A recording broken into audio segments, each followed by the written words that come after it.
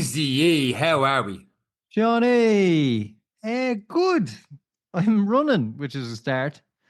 I'm glad on a running podcast you are in fact running. That is a boon of bus. Well deserved there, Eric Lawless. How are you getting on? Yeah, it was good. It was a good week. I beat you for a guy who has been running by 300 meters, so I'm happy with my week's work. I got nothing. Usually I It do was this standing up. as he laces up his shoes and goes back out. Usually I do the But podcast yeah, standing up at a standing desk. But I'm right down and this was sitting down because I'm only back in from my 32K run. Took off way too fast. Wanted to see if I could hang on. Last 10K died a death. But yeah, no, got it in. But fair play. You got a lot of running in yourself this week, and you're well on track with 6-7 weeks to go to Barcelona. I wouldn't say well on track. I'm trying to build I you had a up, good man. week. You're well on track. Look, it's to be honest, like the realities of it when it's set in is probably the most soul destroying thing ever. You know, when you're running, like it's hot, like it's because even they have this little air conditioning thing in the corner. You know, the room is so big. There's five people in there. It's saying it's 16 degrees, but I bought a little thermometer in the shop and it was like 25 degrees in the room. I was like, oh my gosh. So I went and did my 2 hour run on a treadmill, staring at a wall. I brought my iPad because I was like, oh, look, maybe I'll get some entertainment. Like a minute in, I was like, no, fuck this. I can't listen to this while I'm running. So right, that was the iPad gone. Then I had the headphones on, and the internet is pretty bad here, but particularly in the gym. And I was like, right, what do I have downloaded? Because usually I just play, but the internet just hasn't been playing ball the last 2 days. So it's like, what do I have downloaded? Taylor Swift set list. Oh, oh my God. I swear to God, I had my motivation, I had me running, I had this, I had it downloaded because I listened to it on the flight when I flew back for the concert last year. It was the only thing that was downloaded for whatever reason. I usually have everything downloaded, but for whatever reason, the only thing I had was Taylor Swift. So me and Taylor Swift for 2 hours of painstakingly slow running in a really hot room on a treadmill. Yeah, look, it's tough mentally to be running that slowly. But then taking solace in the fact that I'm running on a heart rate, that distances and pace, you can kind of, it takes a while to get, it took me the week until today actually to kind of go, stop worrying about what the pace says. Stop worrying about what the pace says. Just what's the heart rate saying? Because the only thing that'll save me now in the marathon is just having the fitness to get around, the Yeah. fitness to cover the distance, and that's what we're doing. And it is humbling, and the treadmill is hard. You know, 2 hours on a treadmill looking at a wall is pretty tough. And but Taylor, in fairness to Yeah, you Taylor, made it she harder by listening to Taylor really did Swift. good. Look, in fairness, like it's good in the sense you kind of forget how many songs you know from Taylor Swift, but it was good. I might set up a little Spotify playlist and let people just fill my treadmill time with all their favorites. I'll just listen to that to pass the time as it goes. But yeah, I covered 50, just about 50 kilometers this week, which was good. But again, the reason going with the heart rate element is if I try to go at the paces I know I can run at, I'm going to get injured. I'm going to get frustrated. I'm going to get angry. So that's why the tactic of look, 7 weeks when I started, it's just about conditioning. So we're doing a strength and conditioning session every morning for 6 days a week, and then we're running 6 days a week. So, but I'm running at a pace and at an intensity that means I can do it every day, and that's the goal for the 6 weeks, I suppose. And supplementing and a shout out, and I mean a genuine shout out to our sponsors, Perform. I smuggled in all my protein and everything else into the country. I have my supply here, and it's working, you know, and I'm recovering quickly, which is good because normally I would associate it taking a protein and creatine and all with lifting weights and some other supplements, vitamins. But what I'm finding is I'm actually from going from, I think I covered 20 kilometers in 2025 up until this week where I did 50. So I've done a substantial increase in mileage, but I'm recovering really, really well. So, but it is frustrating and getting started again. But the fear of the marathon is great. The fear of having a group of 43 people coming with you to watch you fail is even better. So it's good, but settling in and training hard, and it's hot training. So I suppose it's just going to be a case of when I get to Barcelona, what does it mean? I don't know, because if I can keep the heart rate a little bit lower, I can probably run a little bit faster. So that's why on some of my shorter intervals and stuff, Sean, it's try to like Yeah. run fast, even though it's hurting in the heat. Just try and teach the mechanics of the body that we can actually run at a 5 minute kilometer. We can actually run at a 4:30, but anything beyond 30 minutes, it's heart rate 180. So I'm doing like 8 minute kilometers now on a 2% incline, because although I'm kind of accepting it slow, I'm putting slight inclines into the run just to build the muscles, build stability, just add something hard so that even when I start walking, it's still hard, when the heart Mm. rate spikes and stuff. But yeah, it's a game of patience, a game of mental strength. But yeah, look, we're average people who run. We interview very extraordinary people doing extraordinary things. Like, they're brilliant Mm. people. And it's hard when you sit in front of them each week and then you get on the treadmill and go, "Jeez, I can't believe my Strava is going to say." And I had that had that thought a couple of times this week, and it was actually, I had to have a little chat with myself, going, "Fuck what people think, Eric." Mm. Like, just get it done. Just forget about it. Just hit save and walk away. It's Yeah. something to look back on, and it's day one, and keep moving forward. Spring marathon, what will it be like in October? What will it be like next January?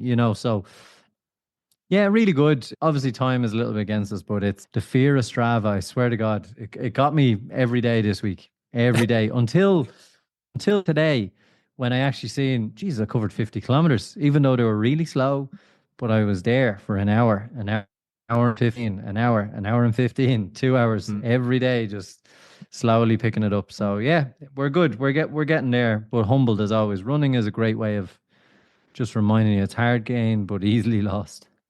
Absolutely. You never get to save. It's not like a video game where you get to save your status of, I get to run this distance at this time, hopefully move on from there. And, you know yourself, you're sitting there in an Ironman t-shirt or pajamas top you call on you when you were that fit back then. You're like, I wish I had that fitness now for what you're about to do. But look, you'll get it back in fair play. And you mentioned frustrating. What's very frustrating to me is on the week of the Super Bowl, you bring up Taylor Swift, because everyone knows Taylor Swift from the Super Bowl last year. It's happening again this year. And this was the first week leading up to the Super Bowl that over this past weekend, the American football wasn't on, and it was the start of the Six Nations with Ireland and England and all that. Who am I kidding? I have no idea what happened to Six Nations over the weekend. Eric, you take over this next Six Nations running story. What's going on? Six Nations weekend was good. One, Ireland had a good win. Scotland beat Italy. People are thinking this is now talk sport or something. Like, getting the No, updates in we've rugby. got a running point to Uh, this, but I'll let you go with we it have a because I know what running I'm talking point about. with this, but in the first game in the opening night in Stade de France, the French took on the Welsh, and we came across a story Mm. through our scrolling. We found a man. Forgive me if I pronounce it wrong, but I'm going to guess at Rodri from Wales. He put up a story saying, "I'm going to run 1 mile for every point Wales lose by." And I was like, "Oh boy." So we shared that one just to see what would happen. He actually watched the game only till halftime. I'm a little bit ahead, and I was like, "Oh my God, they've scored 4 tries in the first half." It was like 28 nothing or something going in. And I was like, "Geez, 28 miles. He's got a marathon in the first half." I was like, "But look, second half, teams will tire. Wales will probably run in with a try or two." I went to bed. I woke up the next day, 43-0. Not a 43-0 single finished. thing. And the best thing was, Rodri messaged us back on, "Oh no." So then, like, there was a point in the game as well where Wales were so close to getting in for a try, so close. And I'd say he was willing them across the line. And France then, with the turnover, went and scored a try. It was a double whammy. It went from like, "Oh, lovely, this is going to be reduced to like from 35 back down to 28, but from 35 to 43 in like the space of a couple of That's minutes." a And That's a 2 hour swing in running because they get that it's like yeah, 7 miles, so roughly roughly 10K or so, or like we'll say an hour because he's running a lot, if not more. So instead of getting like an hour less, it went to an extra hour more, a 2 hour swing. Should have stuck to the yeah, metric it's system, pal. unbelievable. I should have stuck to kilometers. But to his word, currently he is running 43 miles as we record. So we'll take our hats off to him. He did stick to it. He did prep. By the look of his running prep, he's done this before. Not because Wales lost, but in terms of running, he was well kitted out, well organised. So I'm sure he didn't expect it to be that bad, but he's getting his miles in. I'm assuming Wales Definitely are getting off. his miles in. I just hope he's recovered. I hope he's recovered for next week. It's Who's an next ultra week? Marathon. He's going to be doing an ultra marathon now for the next 6 weeks. I think even Italy might beat them at this stage. Oh, wow. I So, say, oh, yeah, wow, as if I know what that means. he's so fair play to Rodri. It gave us some weekend entertainment. Do you know when you put like a bet of €1 on a game just so you've interest, on something like 3 corners, like go on, go. Like I was so interested in that game and so interested in the result just to see how far he had to run. So yeah, look, fair play, great idea for us, not for you, but yeah, what a good story out of the weekend. Speaking of numbers, this is episode 250 of the Any Given Run Day podcast, which is a huge milestone for us. And it's a big week as well with Dundee, which means we've got a special Thursday episode dropping that we'll talk about, well, on Thursday. But today's episode is something when we recorded this episode a couple of weeks back. As soon as we stopped the record button, we talked to our guest afterwards, we turned to each other and were like, that's 250. That has to be episode 250 of the podcast. Yeah, this one's it's a real, I don't even know how to put it in words. It's a special one. 250 for us is special because I suppose we've survived long enough, or we've chatted enough shit for the last 5 years that we've managed to pump out 250 episodes. But it is, again, a testament to that and consistency and hard work and stuff. And then when we met this guest and we recorded, I suppose to say we were humbled again, and like so many guests do, and kind of a testament to someone's grit and determination and how powerful a human can be, even in adversity.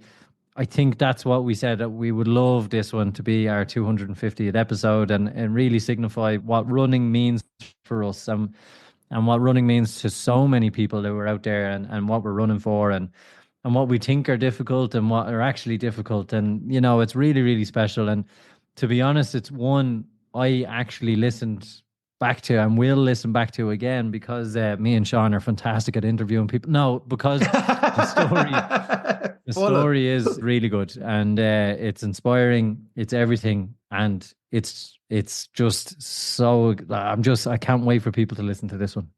And with that said, it's this week's episode of the Any Given Run Day podcast. Let's go.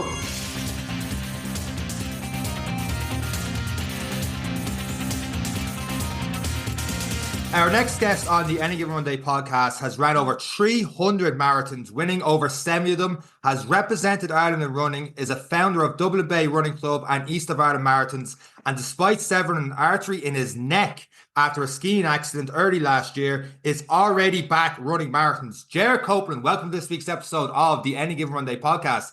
How are you getting on? Good, Sean. Thank you. Hello, Eric. Good to have you. Ger, when it rains, I don't go running. So I sound very pathetic now that you've gotten an introduction like that. One question we always ask, and it's how we always start the podcast: where did your love for running come from? How did you get involved? And where does the journey to running 300 marathons start?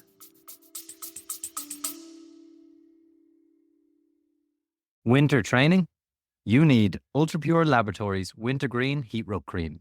Recommended by physios, trusted by athletes, and tried and tested by ourselves, this is an essential warming muscle rub for cold winter days. Ultra Pure Wintergreen Heat Rub Cream is perfect for warming up muscles before exercise. And ideal for soothing tired muscles, which, let's face it, marathon training, we could definitely do with that. If you're concerned about the ingredients, it contains wintergreen oil, rosemary camphor oil, juniper berry oil, and antioxidant-rich caffeine powder. Sean has no idea what any of these means, but he knows that they work. It keeps me warm too. Apply Ultra Pure Laboratories Wintergreen Heat Rub Cream liberally on problem areas such as the legs, arms, back, neck, and shoulders, and massage as well. But rinse hands well with cool water after use. I have made that mistake. It is not fun. Guaranteed Irish and made in County Mayo, Ultra Pure Wintergreen Heat Rub Cream is available in pharmacies and health stores nationwide. Shop the UltraPure Muscle Recovery range in-store or online and find out more at ultrapurelabs.ie. By listening to this advert, you are supporting Irish podcasts and Irish businesses. Let's get back to the podcast. Honestly, I suppose like the majority of us are running away from life, aren't we? I don't know what anybody says. It's therapy. It's free therapy when you're in your teens. I was a cyclist. I was a Gaelic footballer in my teens. The bike is the same as running. It's a freedom. You know, you go out and you just run and you forget the worry. And yeah, my teenage life, whether it was school, sport, family life, it may be like every other teenager, it is chaotic. And I loved the freedom that a bike would give me, the freedom that running gave me. I loved it. I was very fortunate. Genetically, I don't come from the best, but I've been stubborn enough that when I cycled for Ireland underage, I played Dublin minor football underage, obviously minor level, and I was always one of these guys that I'm stubborn enough that I'm in for a penny, I'm in for a pound, and I love to win. I love a challenge and I love competition. And most of all, I love to see other people succeed, but I do like to win. And people say, "Oh, you're very eager." I love to win, and I love that feeling of exhaustion when you run a race. I love to see the person beside me, whether that's in an Ironman, a bike race, or a run, just been exhausted. That sheer not having a drop of energy left, and I love that feeling of myself. So yeah, I had that from my teenage years. I was lucky enough. Now I went to college doing sports, and then I suppose I dropped out of college probably 2 years in, and I went into billing, and within a space then maybe another year or two on, I went self-employed. I started driving, and I bought a house all in the space of 6 months. And I went from being super fit, training every day, cycling in and out of work, to doing nothing. And I just got lazy and fat. In the space of 6 months, I went from being like 10.5 stone race weight to 16 stone without realizing it. Wow. I just ballooned, and I suppose I got greedy during the boom times, like the early noughties, and I loved the money. I was 21, 22 years of age. I had a house. I had a Land Cruiser. I was living the dream, but it was getting unhealthy, And I went away on the holidays with a friend of mine who had always been with me, Nolene, and we'd known each other since we were kids. And she's a 6 foot blonde triathlete, super fit physiotherapist, and I was now this chunky monkey, and I didn't realize it. And we were on holidays, and the sun came around, and we were messing. And she said, "You've got very unhealthy, Ger." I was like, "What are you talking about?" And I always tell the story, and she was like, "No, you've got fat and you've got lazy." And in my head, I still thought I was this ripped guy who got the scholarship for sport, who had done sport in college. And I was like, "No." I said, "What are you talking about, you crazy woman?" She goes, "What waist are you?" And I always tell the story, and I'm a shorter, so I'm 5'7". And she goes, "What waist are your new jeans?" And we're away in Spain. I said, the new jeans, their waist 36. And she goes, "On what leg are you?" And I went, 31. And she goes, "I rest my case. Your waist is now bigger than your leg. You're obese, look." And I was, my vanity kicked in, I was like, "The hell with you, woman? How dare you?" She's 6'1", she's blowing all these men around her. I'm waddling around. I was kind of going, "No, I'll show you." I said, "The Dublin City Marathon in 6 months' time, I'll run it. And I'm going to run it under 3:20 or 3:30. And she's like, "You will, all right." And I said, "I will. I'm going to lose the weight."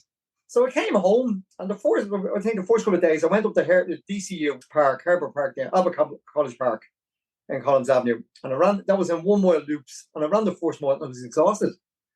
And I was shocked. I was like, how did I go from being the guy that was racing 6 months? I was racing bikes.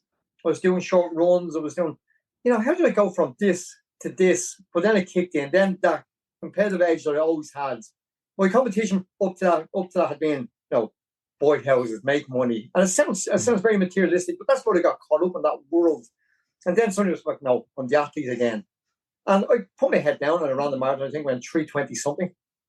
And at that stage, there was very few. I wasn't with a club. I was doing my own training with a couple of guys from Clonley, older guys that were probably in their 60s, who were old school. And we do a couple of laps of Albert College Park. And that was it. I remember, and I got to 13 miles, I think 2 or 3 weeks before the marathon. I went around maybe 1:30 and 13 miles, 13 laps of the park like a lunatic one Saturday morning. And I said, "John, if we get halfway, I can do the second half."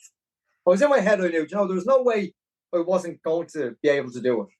I just didn't know what time or what shape I'd be in. So, yeah, I got the half marathon in my own training, and then I jumped in and went 3:20 something, and it all fell into place. And then it just fell in from there. I love the marathon distance. I love anything from marathon over, just because you suffer more in a different way.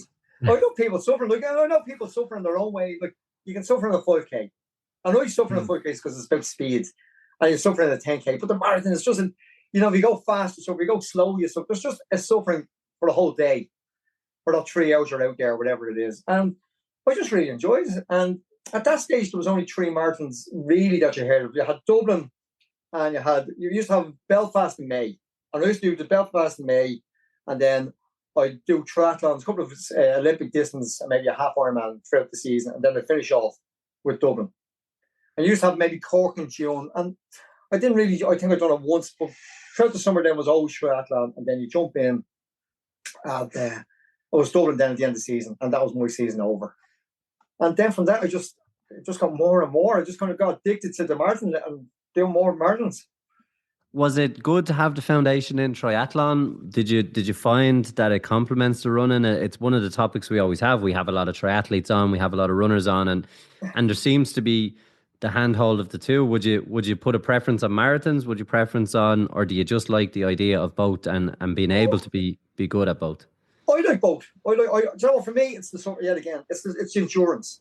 It's being out there. Look, I've done the 24-hour races. I've done 12-hour races, 100-mile, 100K. There used to be a race in Donegal called the Race in Donegal, which is a 250-mile adventure race that you have 22 hours to do. And I just love, for me, it's not the preference. It's just really the endurance. And I don't think there's any difference cycling for 20-something hours or running. I think it's just being out there for that long.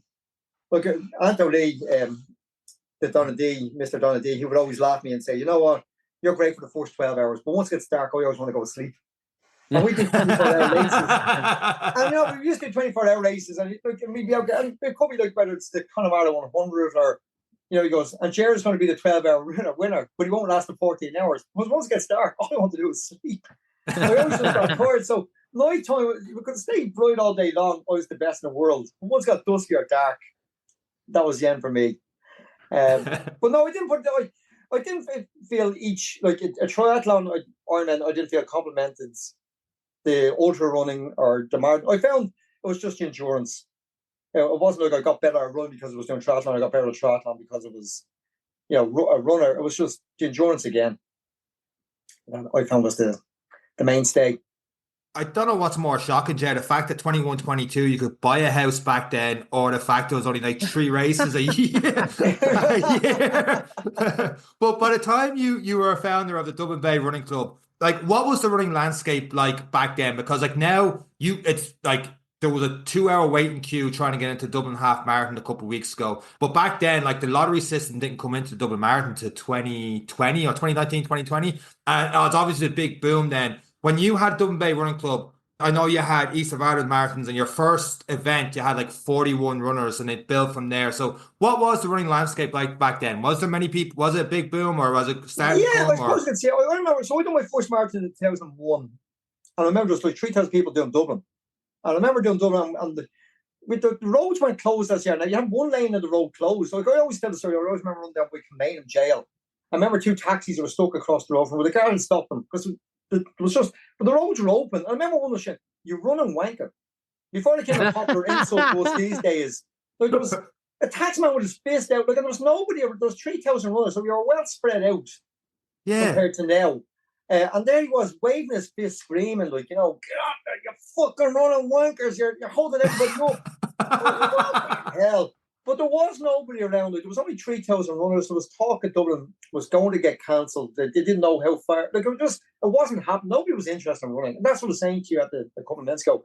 Like, when I started running around Albert College Park, there was a couple of old guys in their 50s and 60s, hardcore runners from Clonliffe, but there wasn't like there is now. There wasn't like, you look around, and every street seems to have a running group or a running club now, which is brilliant.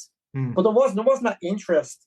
So what really got me hooked on the marathons was back in so my middle son was born in 2010, Ushin, and he was born with a condition called congenital hyperthyroidism, no thyroid gland, which affected his growth and he was a really sick baby. And he was in Temple Street for the first 6 months. And I used to do the night shift in the hospital. His mum would spend during days, and I'd go in the night, but he was in the intensive care ward, St. Pat's Intensive Care. And we were going in, but there was no one for the adults to sleep anymore. And this was at the height of the recession. The economy kind of crashed in 2008. And this is 2010. And we're kind of going, what's going on? And the nursery just come into you, and you're in this little ward on your own, little room, because it's intensive care and it's high dependency.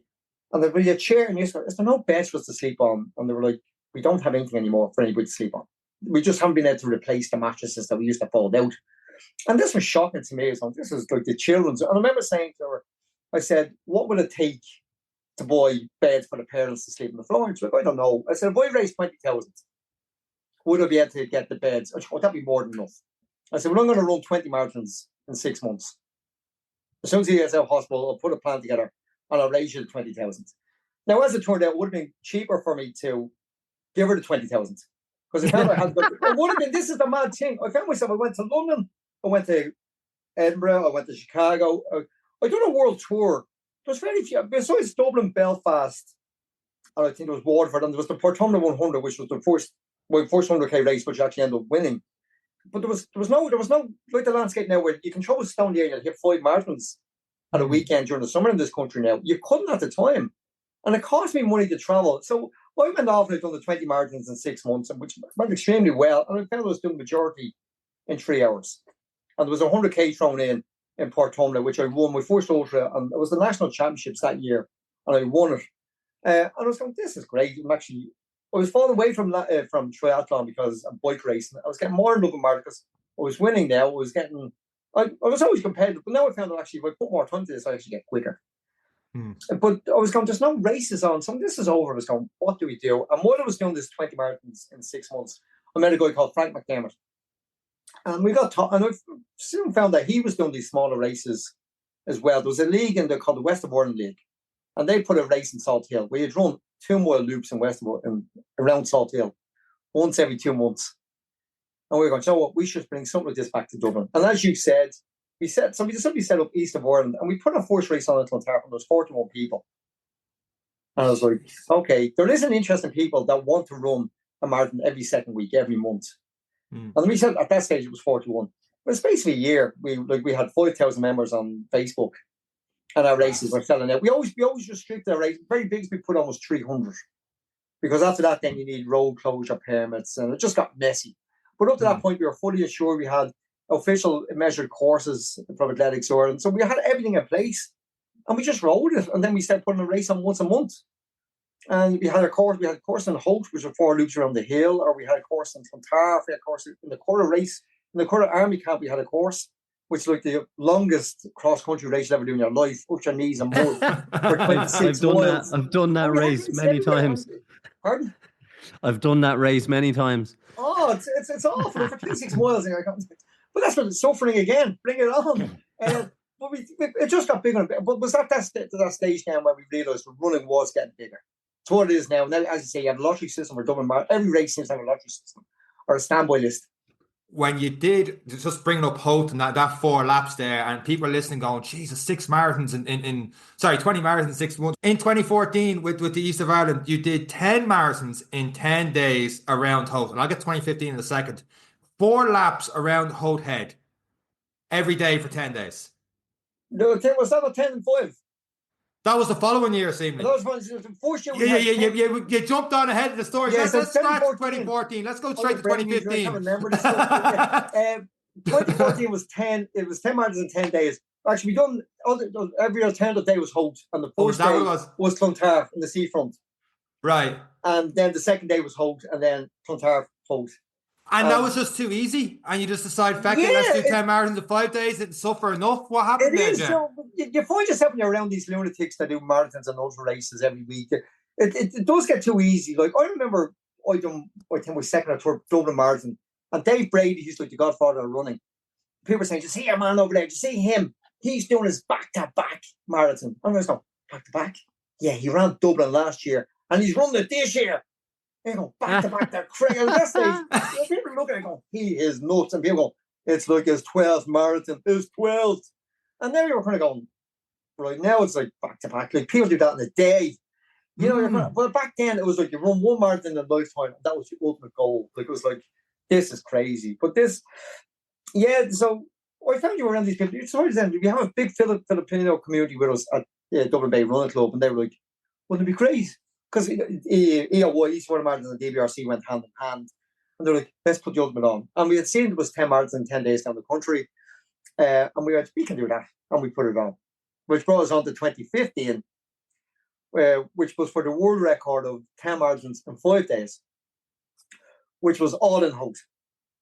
Yeah, not exactly the flattest course in the world to do No, that. like if you want to go 2.5, what was it, 2,800 feet of elevation in a marathon. And we just do it clockwise in the morning and then anti-clockwise in the evening. So we used to go at 6 in the morning. You go at 6 in the morning, you do your 4 laps, and you had 6 hours to get in. Now, I did take part in this one. I was very lucky. I did win overall and get the world record, which was great. But at the time, it was I went down. I used to do them all around 3 hours, 3:15, because I had this idea: the longer I got to rest, the better. But some people, they had 6 hours to get in. So you came in at 12 o'clock in the afternoon. You had some passing. You were sent back out then at 2 o'clock in the afternoon again. But we had runners from Australia, Italy, America, plenty of English, British coming over, and plenty of Irish. And it was just the craziest thing ever. Like everybody, like I don't think you can give people enough. Like if people see a challenge, like bring it on. How do you handle running 3:15? Running though, I did a couple of training runs up that hill of Holt, and my God, the elevation is unbelievable. But to run at 3:15 constantly up there, knowing you're going back out there the afternoon, and then keep it going for 4 days, are you just powering up it, or like how mentally how do you approach those hills? Although you're probably so used to it, is it just flat at this stage? Yeah, that's what I mean. Like, so you're just like. I suppose I won't lie to you. My slowest marathon that week, that 5 days, I think I went around 3:50 on the last day. It did take its toll. I suppose the other thing that I had in my favour was I had 2 young kids, and I used to run the hill, the buggy, and a double buggy. Wow. So on a Saturday morning, I used to leave my house, it's in the village, my former house, and I'd run to the summit. And from the summit to Sutton across, and then I'd run into the city centre. And I'd come back out and then go back over the hill with a buggy, a single or a double buggy. Well, they were on their Game Boys and their bottles in their mouth. And that's what I did with 30 miles, 26 miles to 30 miles every Saturday morning with my kids. So I've raced marathons with East of Ireland, pushing a buggy for the 4 laps and won, which is embarrassing. I'll send a picture on to you later. The lads, I have a picture run between the guys again, second and third, and I'm pushing a buggy, and they're like, you're a fucker. What I used to love on Hout years ago as well, I used to have a carbon bike, but I had a child seat on the back of the carbon bike. And I used to go up the steep end, going up by the church, go by the steep end, and you'd be in all your cycling gear, and you go by someone who's panting, and they're struggling as well, and you go, how are you? You go, hell yeah. You go, boy, and then the baby on the back will go, hello. And they go, oh, Jesus. And it's just the suffering again. And inside I would be breaking. I would be in bits. But I'd make sure that it's just to mess with people's head. Just to go, it's the same as racing. It's putting on the 10 marathons in 5 days. People love this challenge. There's plenty of people like us that just runners mostly that just they love the suffering. And they love this just a bit of an ego with it as well. Push people on. And in your spare time you do Ironmans as well back then. Yeah. Ironman. Going back to Ironman the last couple of years, I used to Ironman, as I said, before the kids were born. I used to love doing Ironman. I was always a big bike racer, so Ironman's in a natural progression when it became the hip, cool sport around 20 years ago. And just, I kind of fell out with them as my kids came along. And then 3 years ago now, we had a teammate of ours at Dublin Bay who died of brain tumour. And in her memory, then, probably 4 weeks later, I said, I'm going to do Ironman Copenhagen and close his memory. And I jumped in and went played for 11 hours. I was like happy out. And then we did the following thing the following year again. No training again. Myself, another teammate, Roy, said he'd do it with me this year. They just jumped in and a little bit of swimming, a little bit of cycling. And I said cycling's fun because I would use Swift, the stationary bike, as part of my running training anyway. If we didn't get out running, or even if we did get out running, I'd still jump on Swift every day anyway. So cycling's still in my legs. So the fact is, the swimming I just really have to get through. But yeah, jump in and then off we go. You sing shot lads, is that okay? Yeah, bananas. How are you not injured? Like, how are you able to run like 300 marathons like over a somewhat relatively short space of time? Consider it's only 52 weeks in the year. You'd have to do one straight for 6 years, and like, and then you're doing Ironmans in there. You've done trail runs. You've done 100K representing Ireland. How is the body feeling like over these last couple of years? Was there a point where it was like mileage you back, and you must have had too high mileage if you're constantly racing all the time? And how did that work in the body? But we'll get to the last year now in a while. But up in you know what? My training miles were very small. It was like people always say, like, I would be the man that put maybe 35, 40 miles in a week. I would have done maybe, like, I'm very blessed to live in Hope, so I can do a trail run. And I reckon trail is worth, say, if you've done 10 on the 10K trail, it's worth 15 on your road. But I was always going race to race. So I was doing a fast 5K this weekend, I done a fast 10K next weekend. But then the following week I was doing a marathon. There was always a marathon once a month. So basically, and I was always so, of them, I think like 90% are under 3 hours. So, but you're always coming, you were either coming out of a marathon and you were in the recovery that week, or else you were going into a race. So for me, you're always kind of just tipping over. It didn't have to be, like I see people now that are doing training plans, like and they're doing 120 miles a week. Or I see lads that are going out and they're doing like long runs. They do like 20 to 30, sometimes doing 30 mile runs on a Sunday morning. Even for me now, so like, that's crazy. Now I know they're getting the benefits of it, and it's working for them. But I'm still going, I never had to do that. Like, and if I did, I would have been so much better. But yeah, I wasn't. Like, I was a building contractor as well, so all day long I was on my tools. Like, when people say, "Yeah, I'm a control freak," we're laying blocks together. Like, I was the lad that was on the roof, on with the camera. We put the roof on together. I was always wanted to be in the mix. So my training during the day, core wise and strength training, was building. And then I said, just huge more. I felt if you're racing, you're always race fit. And I was always probably a stubborn enough asshole, egotistical enough asshole, that, you know, I'd make myself suffer more than you. If I seen you suffer, I knew I could suffer worse than you. I knew I could push myself harder than you. So I was always kind of, I said, best week I've got that stupid mindset, might be a tick mindset. But injuries didn't, I was never, yeah, we all get little niggles, but I never, unless it was from running, there was never anything, like I broke my neck 6 years ago, I fell off a roof. But it was never a substantial from running that I got some major. Maybe now for a month with a tear in your calf or a hamstring or a hip issue, but it was never anything where I know people are out for 6 months or they've been out for a year from such high mileage. But no, I've been blessed in that regard that up until recently, that was never an issue.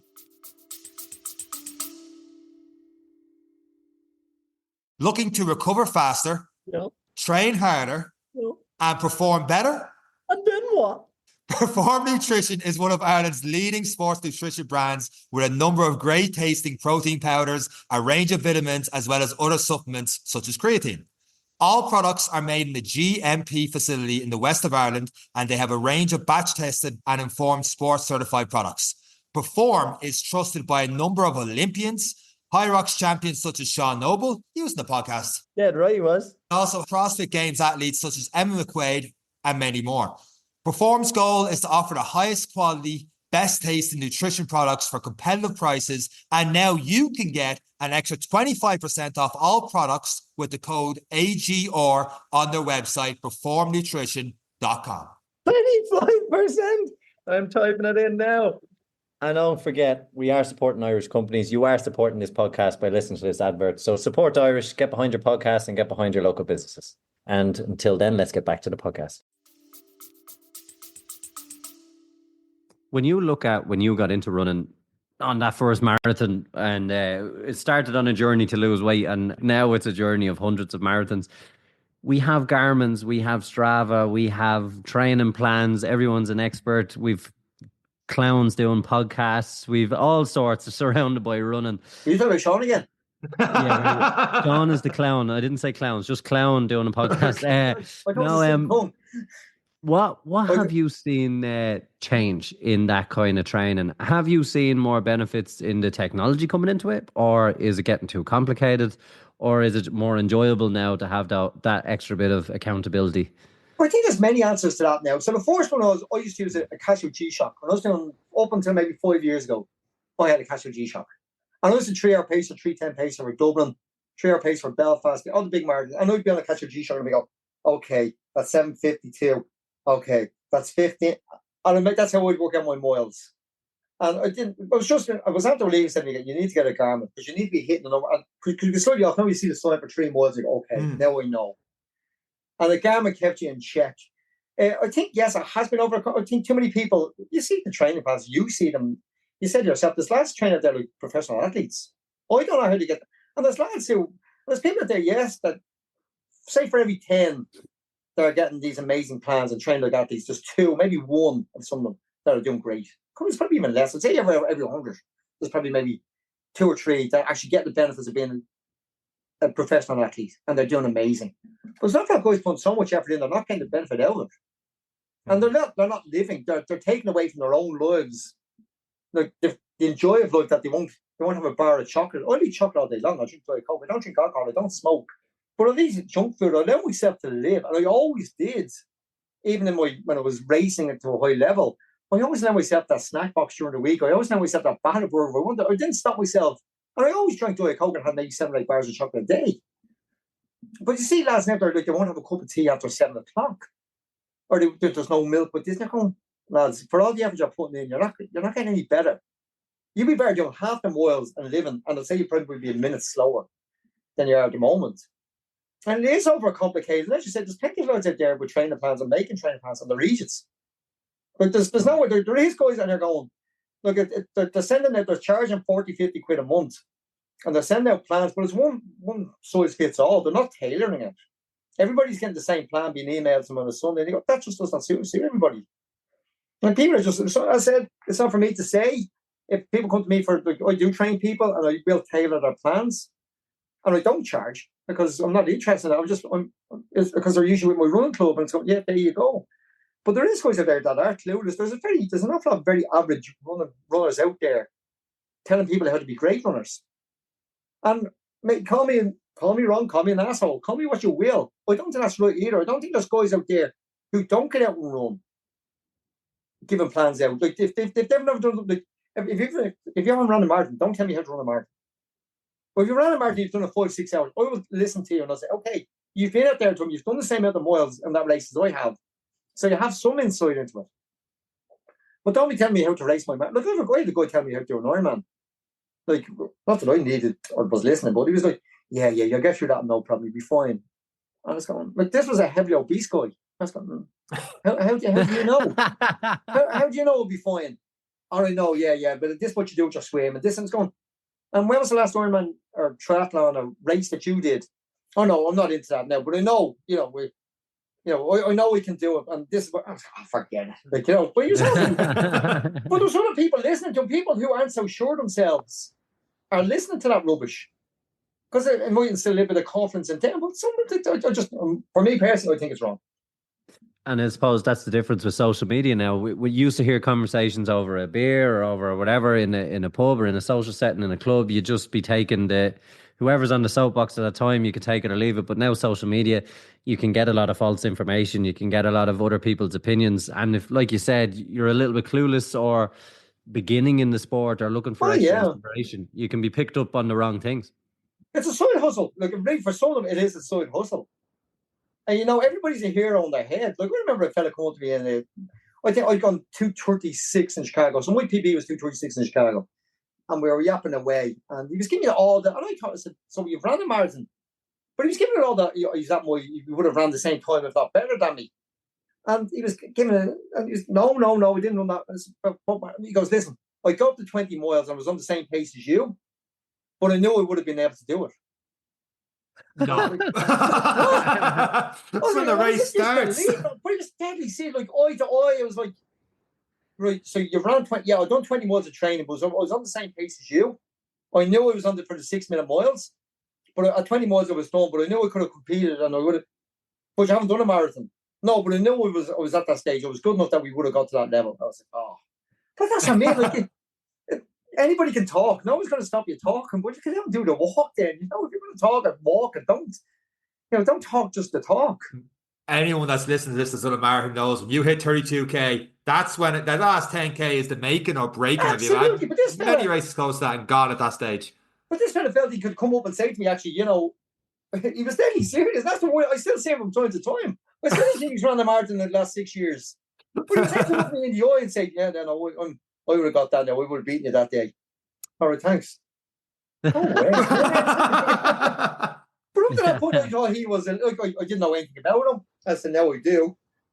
But he was just one of these guys that was able to, I know myself. I didn't have to do the marathon to prove myself or get that medal or win, but I knew I was that good.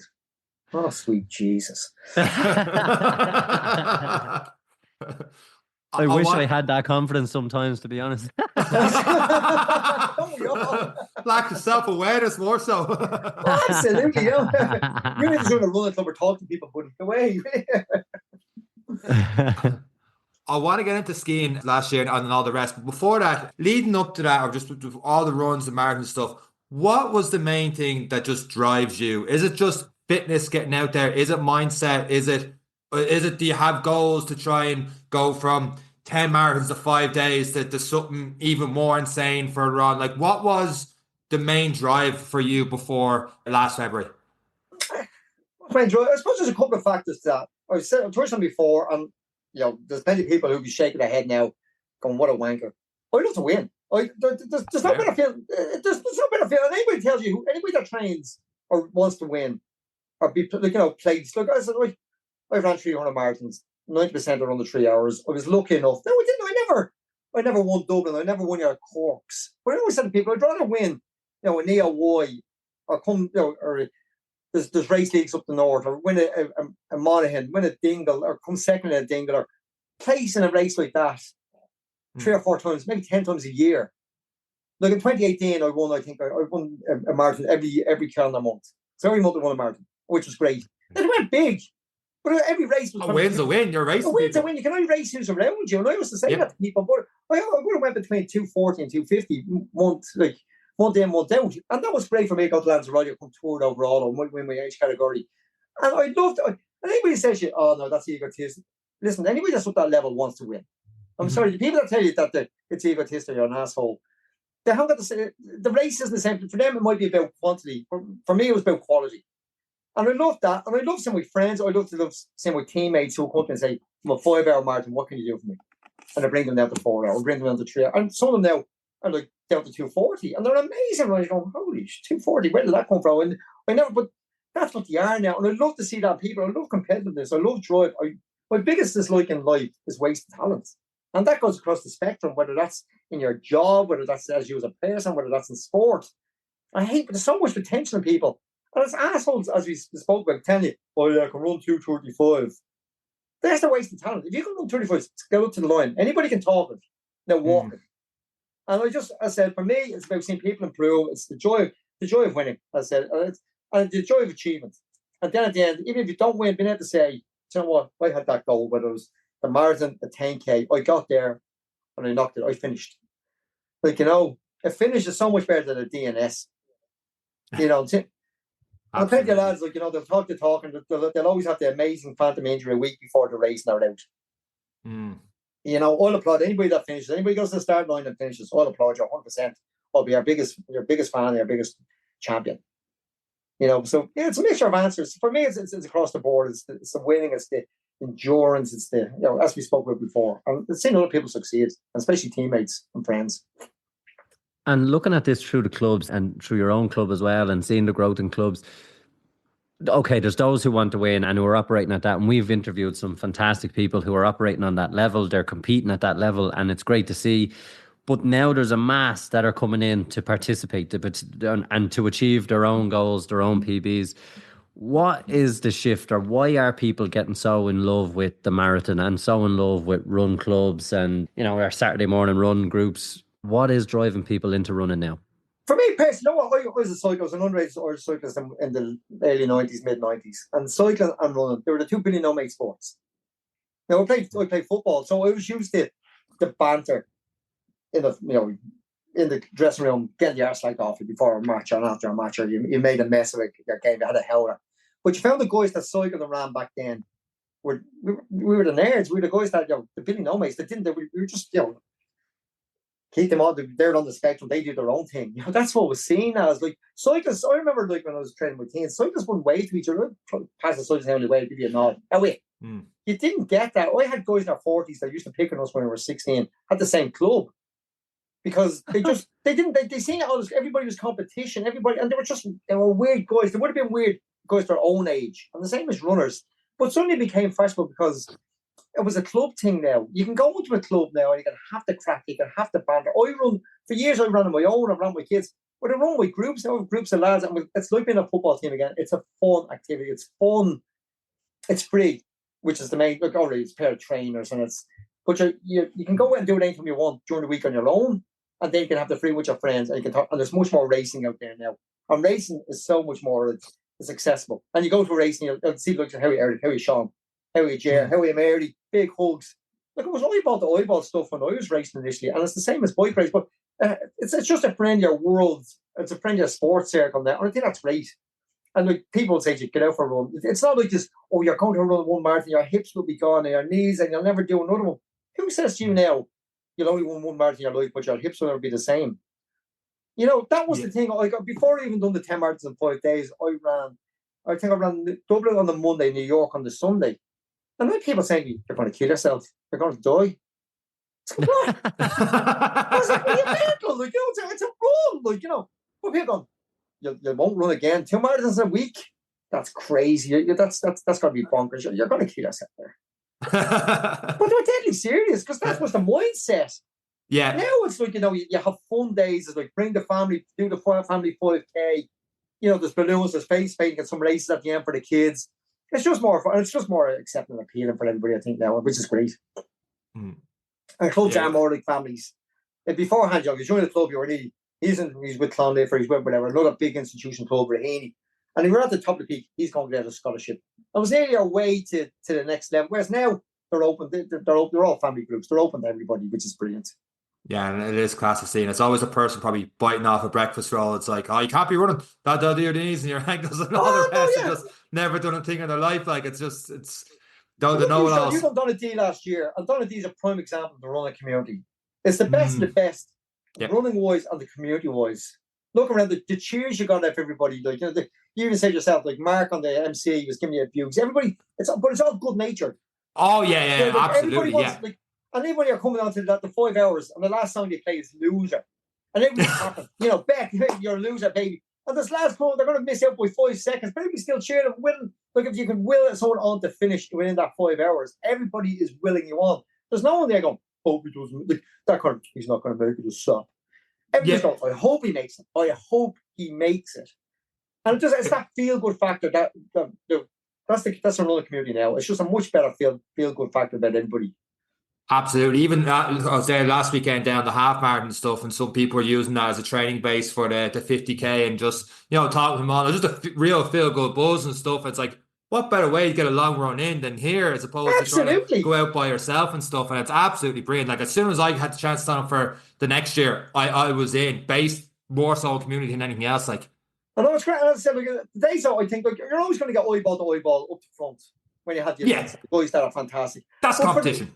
But absolutely, but once you're past that first 10, 15 runners, like the rest of us now, look, I was there as a 4-hour pacer last year, and just the fun you're bringing people home, knowing that they're going to get their goals. And even like yourself now, you're knowing that your friends, you're going by your family every lap, and everybody's cheering. Nobody's going, you're slow. And if they are, they'll say it tongue in cheek. Yeah. You know, they go, Jesus, did you get a flat tire in your shoe? Whoa, you know, it's the usual crap, like, you know, but there's no malice in it, which is great. No.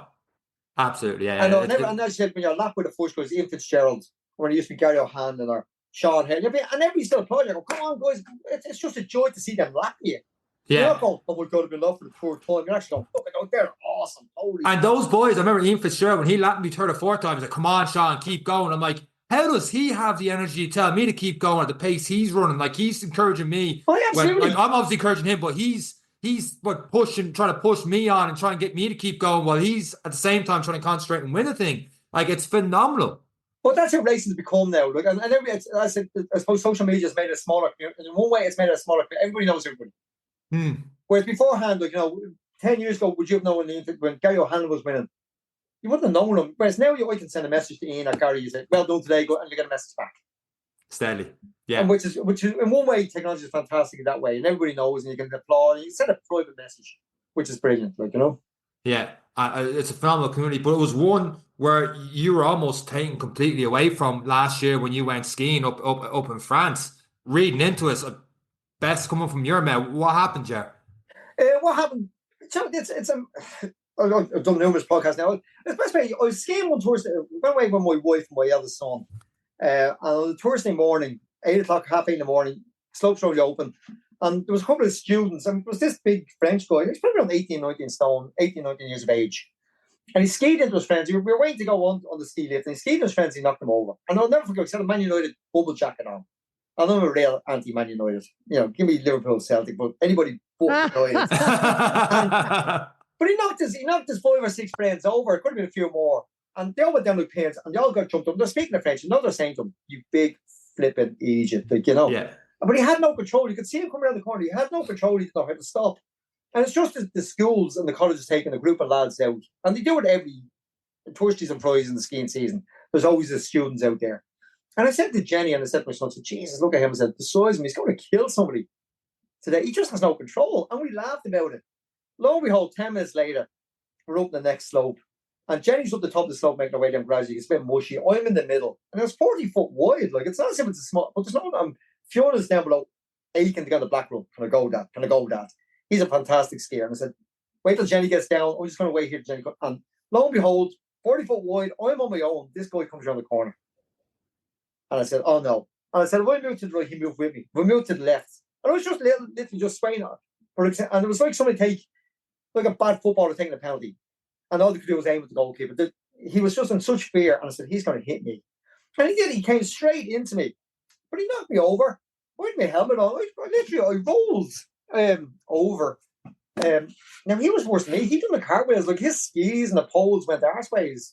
Whereas I was like, I just went over on I never hit my head, but not major. Like, it was like, I had a helmet on for that reason. Like, and he rolled, and I grabbed my pole, and I went down to him and said, you okay? And he was very apologetic. Lovely young lad. Now, in fairness, he was a lovely young lad. He was French. He was like, I'm so sorry. Did I hurt you? I was like, no. I said, but you're hurt. I said, now, there's your skis. And I helped him put his skis back on because he had no balance. We're on a slope that's like this. But he's very apologetic. I was like, off you go. So sorry. Off he went. Thought nothing of it. So Jenny comes down to me and, are you okay? I said, yeah. Bit of a knock, not major. I'm okay. Went down to Fiona. Fiona went off in his black cross piece ski. And we went and I said, you know what? Let's just stay in the blue. And we'll meet you down there, Fiona. You go your way. We'll go our way. Thought nothing of it. That night I had a headache and a sore neck. As I said previously, I broke my neck 6 years. 6 years ago, I fell off a roof. And I just thought it was stiff. It wasn't like, oh my God. But I had a headache and I couldn't sleep. Took a Nurofen. I don't take painkillers. I took a Nurofen. That went down for a couple of days. I came home on the Sunday. We raced the Lusk foam boiler. And I went around 22 minutes. But I remember when I was running, I had this pumping headache and I felt dizzy. I was going, and then I came in 22 minutes. I was going, you know what? I really should have run faster for how I feel. And you know yourself as runners, when you run fast, sometimes you feel awful. And you do feel awful, but you go, that was a great time. It was worth feeling awful for that 3 miles or the 4 miles. And I felt I should have went probably around 20 minutes. I thought I just ran. I really felt awful. So Jenny came in, and the rest of the club members came in and said, I go, boys. I said, Jesus, it didn't feel great there, Jenny. I don't know what's wrong with you. She goes, could we just tired from the skiing? I said, my head is pounding again. So went home, took another thing, gone to bed that night. Monday, got up, done a bit of work. And that evening, I was going to give a kettlebells class. And we're driving down the Feltram area, back of Swords. I was literally driving down the Feltram, and I turned my head to look around the corner in the car. And I just felt this complete out-of-body experience. It was just like, whoa, what? Dizzy, discombobulated, absolutely just completely out. And I pulled into a service station, and my friend Dee was in the car with me, because she does the kettlebells class with me. And I said, Dee, I need to get Diet Coke or chocolate here. For me, because that fixes everything. You know, being the chocolate, sugar, fantastic, bring it on. I walked into the service station, and I knew the lads in the service station just from going in over the years, and they were talking to me, but it wasn't making sense. I was going, yeah, whatever, lads. And as I walked out, I felt it was falling to one side. I felt I'm going weak. And then I got this crushing pain behind the back of my eye. I went, this is not good. And I jumped in the car and I said, Dee, I'm having a brain hemorrhage. I said, I'm having a brain or a stroke or a brain tumor. There's something going on here. And she looked at me and she went, you look fine to me. I said, Dee, something is very wrong. I said, you need to get me the bone mount. And she goes, oh, you have a trapped nerve or something in your neck. Will you stop being over dramatic? I said, get me the bone mount. I said, ring Jenny on the phone. Tell her to meet me a bone mount. You need to get me the bone mount. Something's really wrong. You need to drive. And the funny thing is, like, I haven't got my glasses. I had a Porsche Jeep. And she's like, I'm not driving a Porsche. I haven't got my glasses. I was like, you need to drive. I cannot drive. You're not. And then she was going to go, he's deadly serious here. So I got on the passenger seat. And I remember trying to drink some Diet Coke and choke. I was like, I'm choking here. I can't swallow. I was like, Dee, I can't swallow. I can't. and my breathing got really laboured. And when that, and then I said my body was going limp, but I feel myself getting weak in my eye, the pressure behind the back of my eye on my head. So I got a voice, somebody had just the back of your head and they were just squeezing the life out of it. I was going, this is not good. We went to the ball mount as we arrived, my wife arrived, Jenny, well, we soon to be wife, and we walked in and we went up the triage straight away. I said, I have a brain injury. There's something gone very wrong here. And they looked at me and went, okay. And they didn't think, fortunately, so any kind of brain blockage or bleed is classed as a stroke. When you think of stroke, you always think the other person, they'll have the slurred speech and the head, the droopy eye. And they give me all these things called fast, this or a fire, act fast. And I go, I've none of these symptoms. I'm telling you now, this is what I'm feeling. And they sent me down for an MRI straight away. And because on the back of my head, around the cerebellum, they could see it gone black and grey. Like, okay, there's blood leaking somewhere, and it's grey. So we sent out for a second MRI. And because it was 9 o'clock at night, there was no consultant on call. It's just the probably consultant got home. You're dealing with probably a senior registrar, whoever's looking after the resource department that night. And they're on to whoever's on call on the phone. And they were like, send down for another MRI. And they took a lower MRI, and they could see there was blood in the back of my neck. And at that stage, then I started vomiting blood. There was blood in my vomit. And they sent me down there for a CAT scan. And they read to see there was a dissection. The artery on the coronary artery on my neck had dissected. And that sounds all, that was the main passageway to your cerebellum. Your cerebellum looks after everything. It looks after your speech, it looks after your sight, it looks after your balance, it looks after your hearing, your swallow, everything. If I hadn't got that side, I'd have a little bit of droopy face. The fact that he got me this side, that was it. So they were just, okay, the cerebellum was dissected. It stopped the blood flow. The coronary artery actually got up, was dissected. It stopped the blood flow to your cerebellum. So for us now, we just need to get you stable. So at 1 o'clock, half 12, 1 o'clock in the morning, they brought me up to intensive care on the stroke ward. And it was just like, okay, just keep stable until the consultant came around the next morning. The consultant came around the next morning, and at that stage then, my vision was gone. Everything had gone upside down and just a blur. I could see just make out smudges. I couldn't make out. Vision was gone. My hearing was gone. Remember, you used to go do the hearing test. They go, you can't see your finger. And you say, put your finger in your nose. Now, what about a chance of hitting your nose? My body was gone now. I could lift. I noticed in my hand, but I had no control over it anymore. I was waving and it was flapping. I couldn't hold myself up. And my speech was gone. My breathing was laboured. I couldn't swallow. And this was on, they were saying, I remember the consultant saying, Jane, this is not good. It's your husband has severe brain trauma. He has a brain injury. And Jane's like, well, how? And they were able to say, with the shades of the blood, where your blood shades the back of your head when it dries out, the different shades of grey can tell you, basically the shades of grey, typical. They were able to tell you whatever, how long it's been there. They were saying that happened 6-7 days ago. Was he in a collision? Was actually, he was in a skiing accident, someone skied into him. I say, okay, that was his first hemorrhages there then. And he's had 3 since, and then the final dissection happened last night. So I had went in maybe 9 o'clock on the Monday morning instead of 9 o'clock that night. There was a chance you could get a stent in and hold the artery together. So my artery bent over like so, bent over like a straw, and one just went pop on the inside, which forced the blockage. If I had got a stent in, there's a chance I would have been able to clear it. Not a 100% chance, but there's a chance I wouldn't have been as severe as that happened. So the next morning, as I was given all this bad news, and they said to Jenny, basically, we don't know what to do. The truth is, you'd be in intensive care here for 4 months minimum, and then you'd be able to Dunleary for 6 months minimum with no guarantee of recovery. But Jenny's like, will he swallow again? We can't say. Will he hear it again? We can't say. Will he talk again? Everything we can't say because we don't know. There's only 10% survival at this level. I was suffocating at this stage. I was on suction. I was on ventilation because I couldn't swallow. I was able to vomit, which is a sick joke. You're able to vomit and get sick, but you can't swallow. And you can't move your body. Your body's got to lift now. Like I said, my body. So to this day now, the right side of my body is numb. So I can bite it, I can chew on that, and I won't feel it, or can't tell hot and cold. At the same thing on my face, I have a thing called Horner syndrome on the left side of my face because that's where the cerebellum is. And that's sort of around by my eye. It's like having severe sunburn on the top of my head, and on your face then, on the lower part of your face is like having frostbite. I'm in severe pain on my right hand side constantly because it's phantom pain because all the nerve receptors are dead. So when I run, I don't feel my foot hitting the ground when I run. I don't know it's moving, but I trust it moves. So for me, when I don't feel that impact. Even if I hit that now, I don't feel that impact. I can't tell what's hot or cold. I can't feel any impact. And my internal organs now are slowing down. of a thing called gastroparalysis and organ paralysis on my right side. And so people will go, oh, you made a full recovery, you look great. All my trouble is on the inside. So it's the stuff you can't see. Because the nerve receptors, so when I eat, I can only hold so much food down. I had a permanent feed tube put in, which was taken out. Lucky enough, I was able to learn how to read. But there was a time when they thought I'd never eat again. I was never meant to walk in. So everything has gone full side. But most of my issues now are on the inside, but you just can't see. So I have tremors in my eyes. I wear glasses now because I have tremors in my eyes. Because my focus, my eyes are constantly racing because they don't know how to relax any longer. When I run, you would have seen me at the Dublin City Marathon, I run like a guy. I go blind. Once more, I can't bring my heart rate over 150.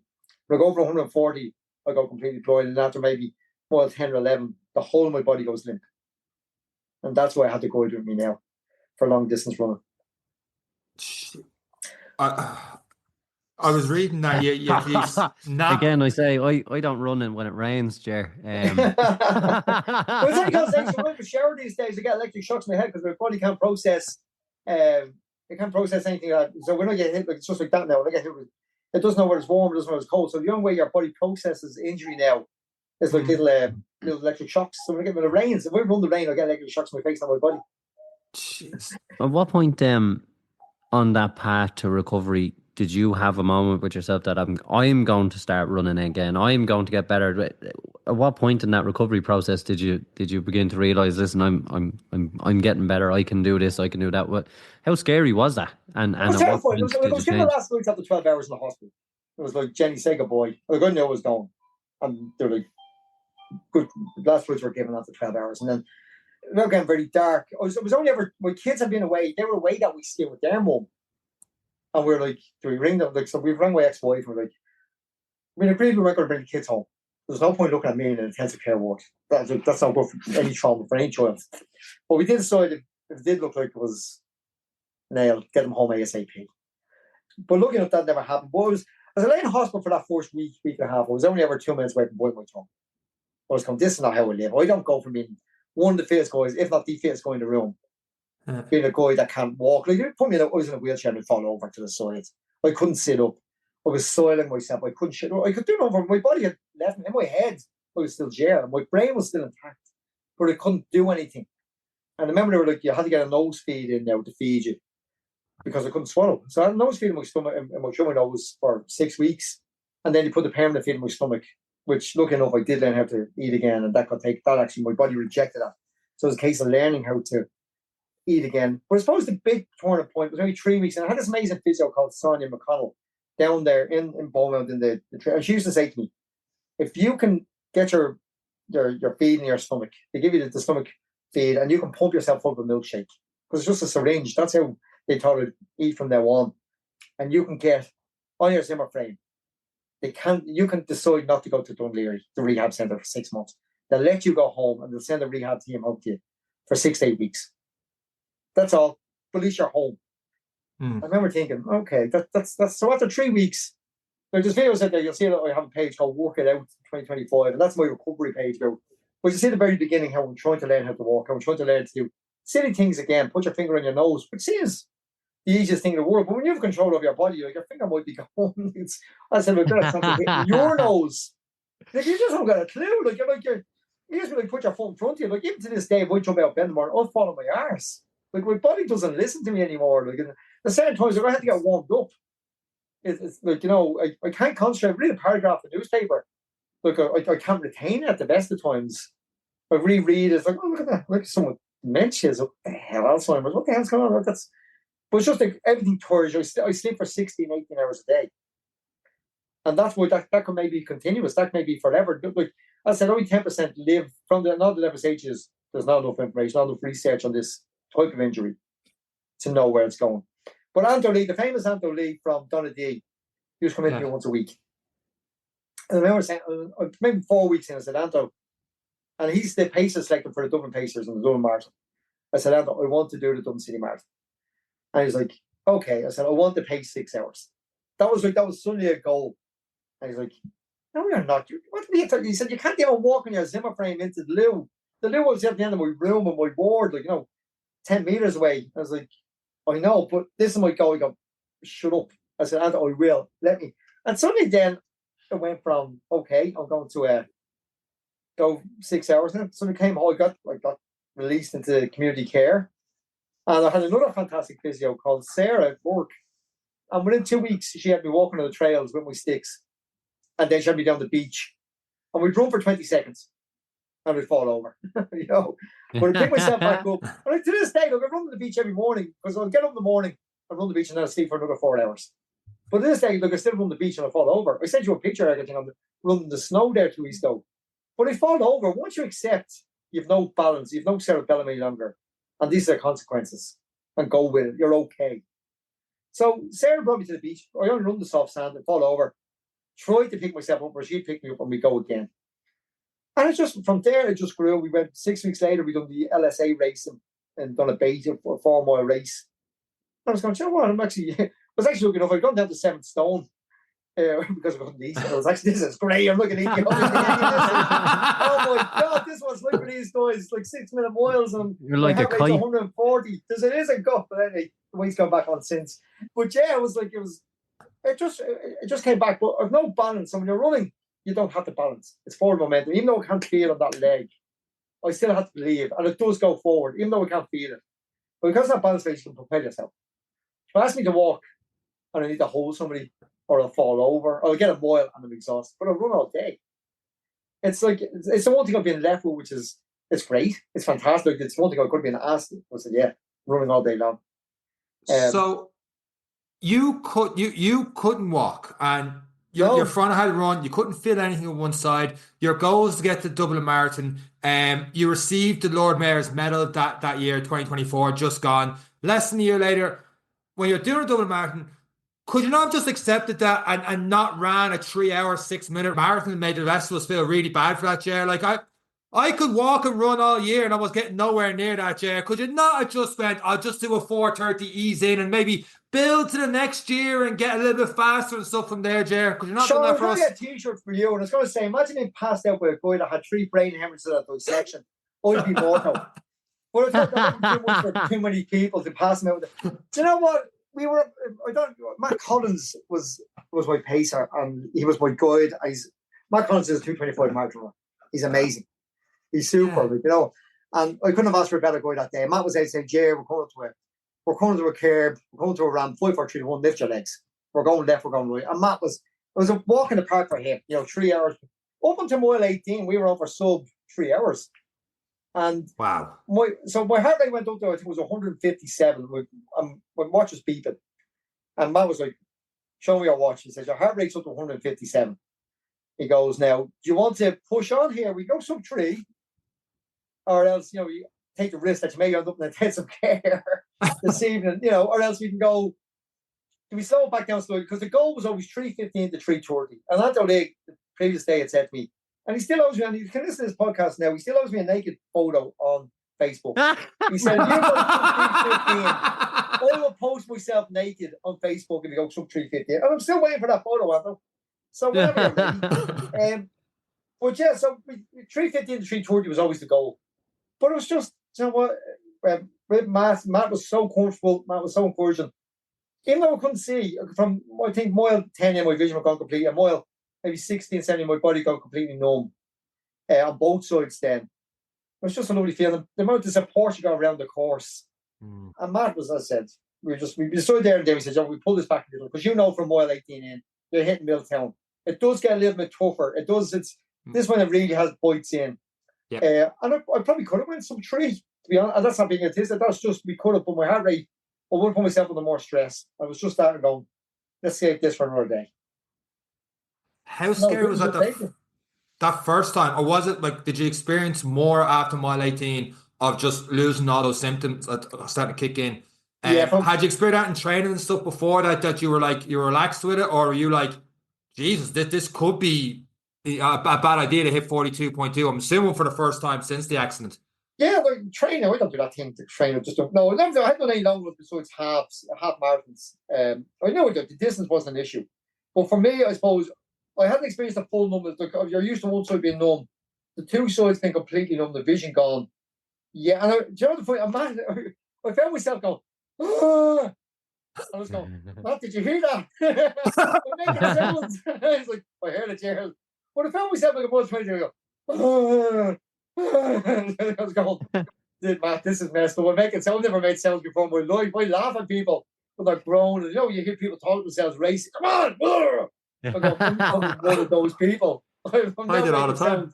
This isn't even voluntary, man. I guess it's just coming out of me. But I found myself, my body was just exhausted.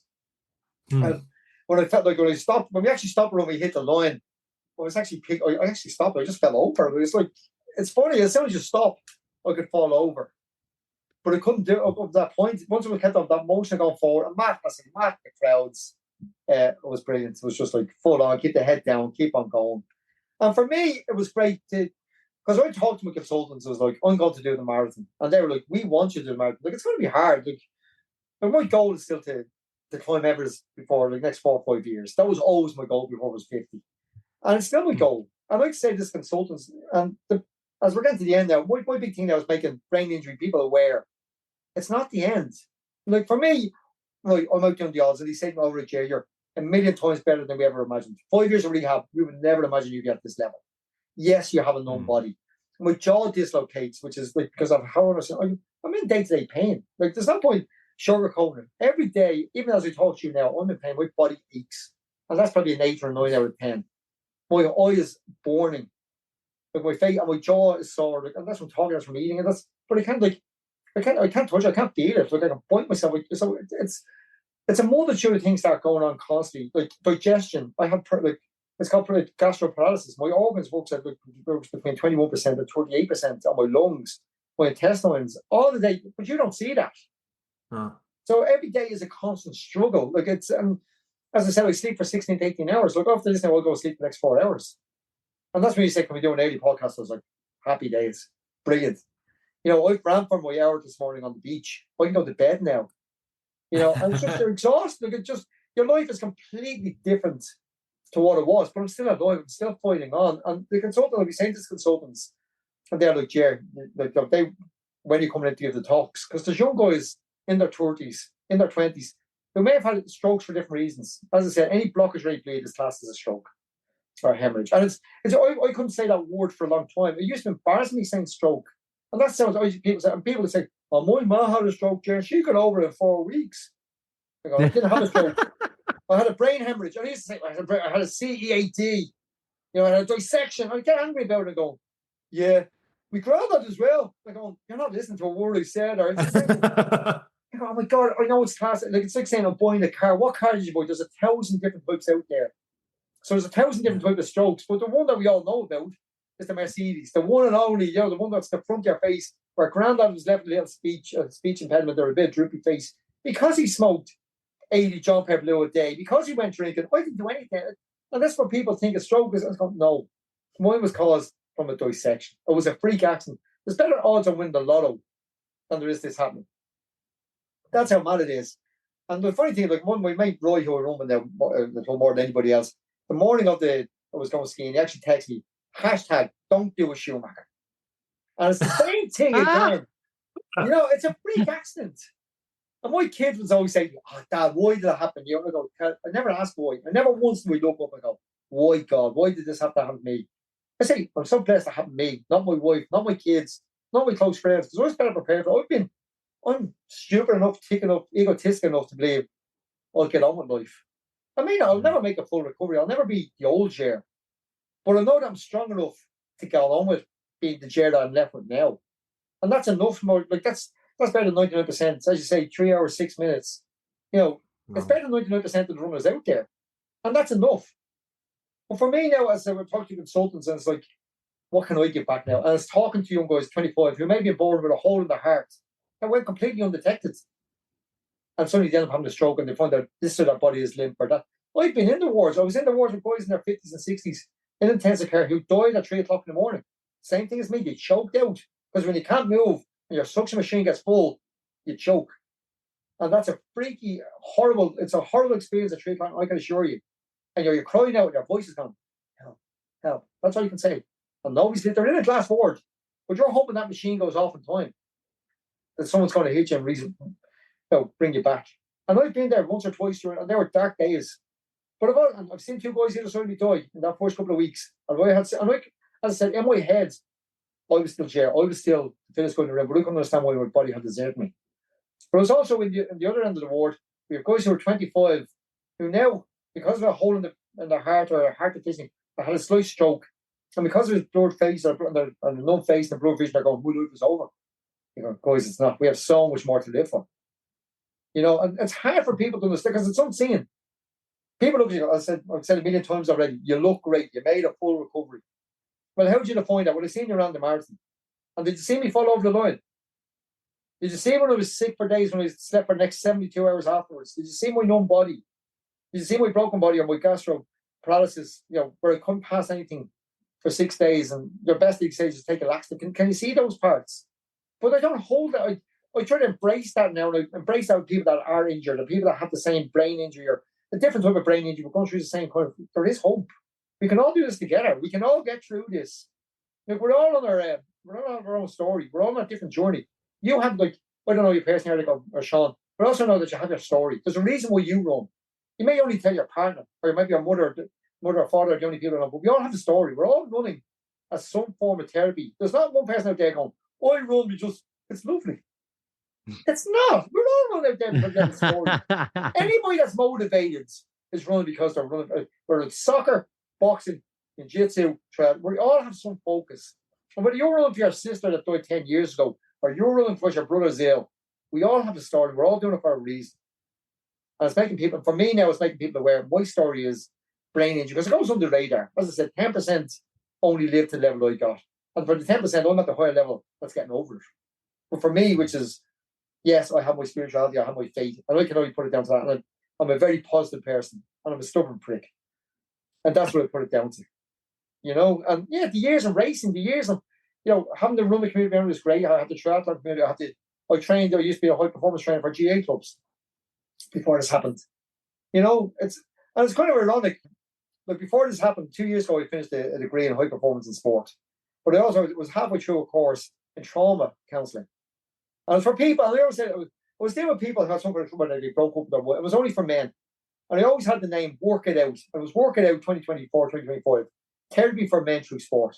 I was bringing, because I deal with young men every day of the week. And whether it's dealing with, you know, heartache, trauma from their childhood, just internal trauma, abuse, whatever it was, gambling. And I was always, this is what I'm going to go down. And it's funny now that I find out I had a major trauma. Now, if anyone's more prepared to listen to someone and understand what's going through with people, this was it. And I thought it's just a challenge. I don't see it as a big, oh, my life could have been differently. You know, I see it as, okay, it's a new opportunity. It's just the universe pointing me in a different direction. It's mass full circle. It's going back to what you said earlier. You know, you can't talk about running a marathon until you've done a marathon in a mad way. You know, that's and for me, I said, I'm in the process. I'm very lucky now. I'm in the process of making a documentary with Irish runner on Frank Mealy. We're writing a book. I'm going to do the talks. So it's putting it out there. Look, we're not hiding away from it. And it'd be very easy for me, people, like, you know, it's there's struggles. Obviously, there's going to be financial. I was self-employed. I'm not entitled to any benefits. I haven't made a penny since last February. My company's gone. I've had to share my company because I'll never go back to work. I'm not, even if I could physically, I'm not allowed to lift. I'm not allowed to take stress. Because anything that raises your heart blood pressure is a no-no. I'm on blood thinners and medications for life now.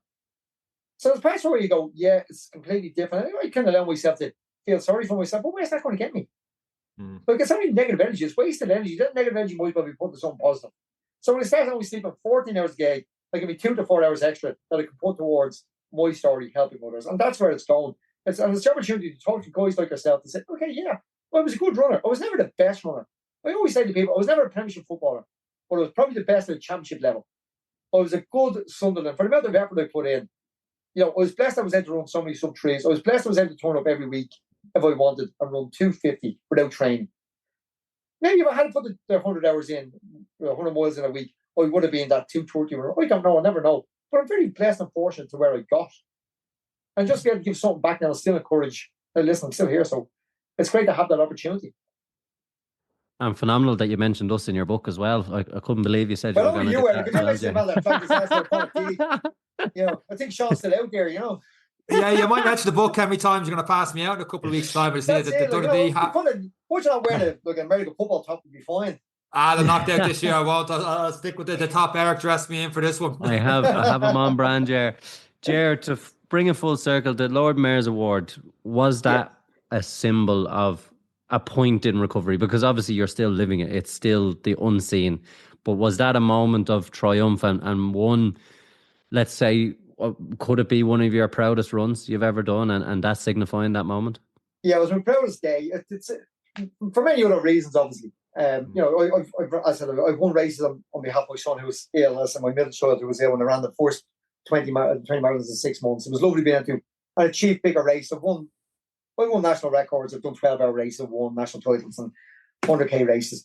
But for this, the fact that there was 1,500 nominations, 1,500 people nominated for the Lord Mayor's Award, and I got 1,300, which says massive amount about the run. For the running community to reach out and people taking the effort to actually fill out the questionnaire, say, yeah, Ger Copeland. And I remember the committee said to me, we actually thought it was one of the robots.